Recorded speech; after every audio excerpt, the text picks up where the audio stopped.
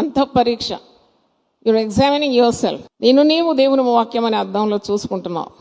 ఇతరులను తిరస్కరించడం, ఇతరులను మీద నేరారోపణ చేయడం అది చాలా సులభం, కానీ చాలా కష్టమైన పని నిన్ను నీవు పరీక్షించుకోవడం.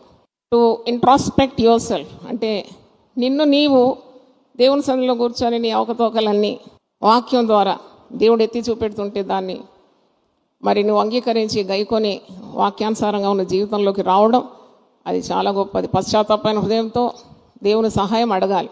You have to seek the help and guidance of the Holy Spirit. పరిశుద్ధాత్ముడు అందుకే ఉన్నాడు, విశ్వాసకి కాపుగా ఉన్నాడు, కాపాడుతాడు నిన్ను పాపంలో పడకుండా.